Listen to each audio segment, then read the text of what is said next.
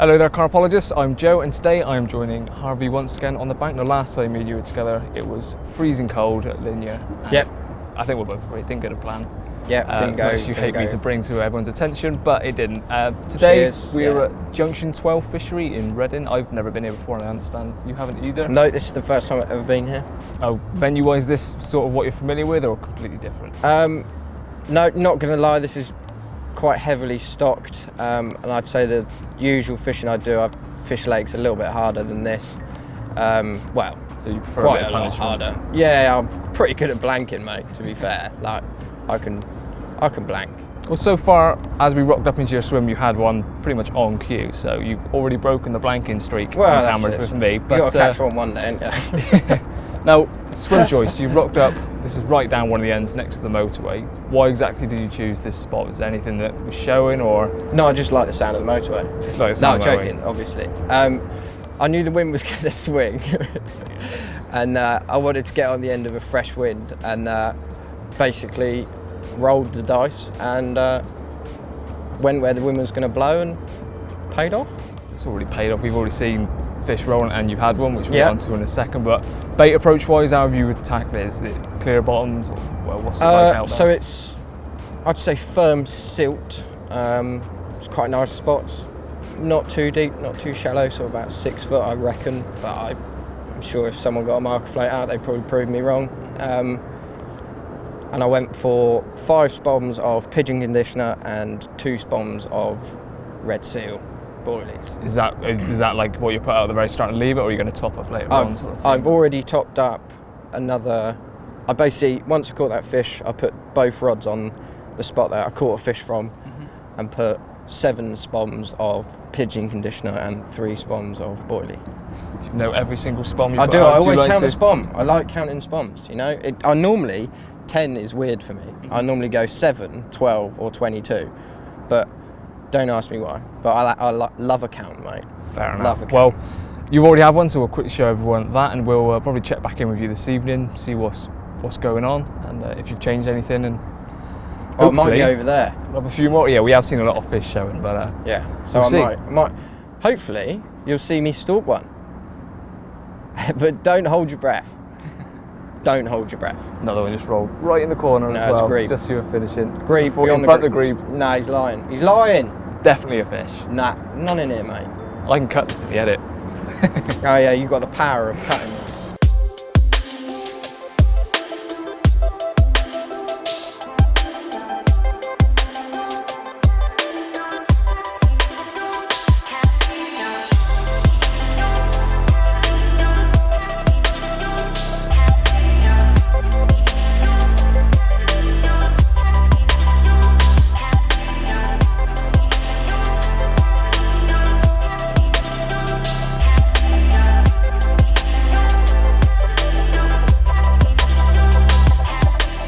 Well, we're coming into the evening, and since your fish, when we first got in, not a lot has really happened. We've seen the odd fish moving here and there, and some slicking up in your spots. So I'm guessing, from what I can see, you're sticking to your spots and your approach. So what exactly have you done to get the fish earlier, and what you're hoping is going to get you more fish as well?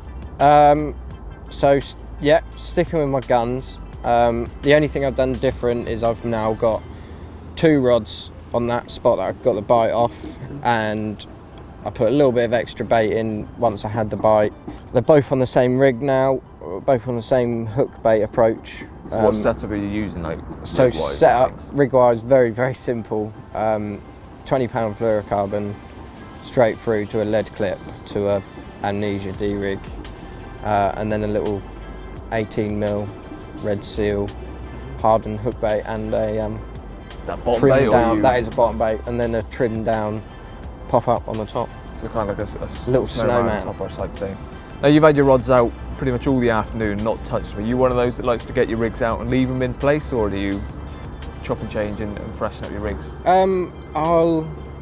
Normally I'll leave them out there until, normally just until I see fit to redo them, or to add bait, or whatever. Some days you might not have to do them for, I don't know, 3 days. I've left rods out for longer than that before, but in this situation, there's quite a lot of fish in here, and the fact they've been slicking up on my spots just makes me think, could probably do with a recast, a little freshen up, just fresh hook baits and get a couple more spawns over the top, just ready for tomorrow really.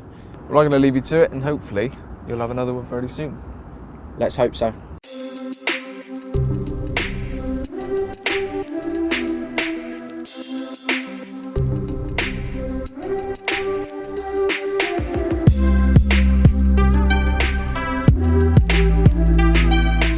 Well, Harvey, it's been no more than about 10-15 minutes since we were last talking to camera. You were telling us your plans for the evening. We're settling in for a nice cushy evening, and then you're up in sticks and moving, and we've had to jump around here. So why have you suddenly changed your mind? There was just too much going on. What is now right behind us. I've just seen enough showing, enough rolling to warrant a move. And I did come around with one rod to start, and it lasted for about 30 seconds, and then I decided I might as well just go and get all my kit, get 2 rods out. Enough of a sign that the fish were here in numbers. So I mean, even since the rod went out, one still showed right next to it. So pretty confident round here. I'm sure it'll pay off. Yeah. Only a matter of time. It'll go.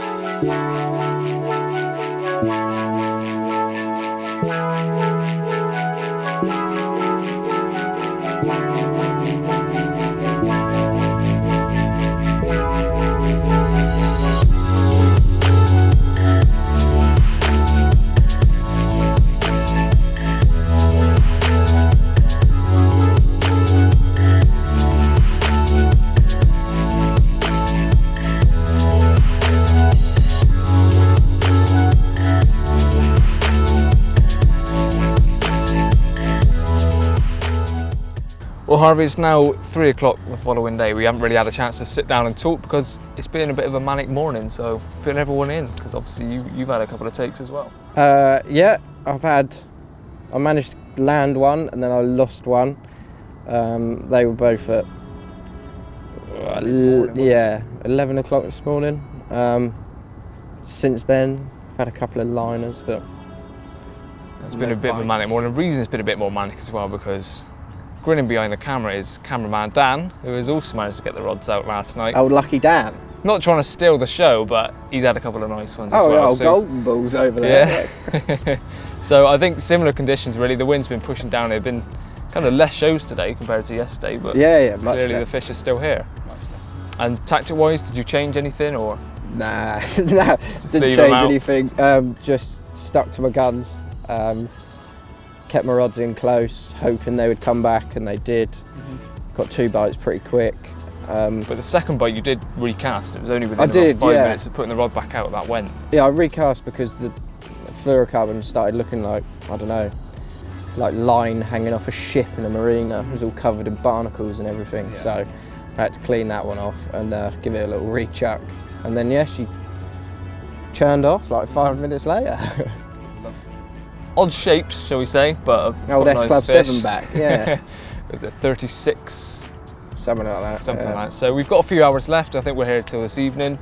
You're shooting off to do another session somewhere else, I believe. So I might be. I might a few more hours left. I have been known to go fishing. More than once in a week. So hopefully something else will happen while we're still here as well. Yeah. But if not, we'll check back later on this evening and see what's cracking.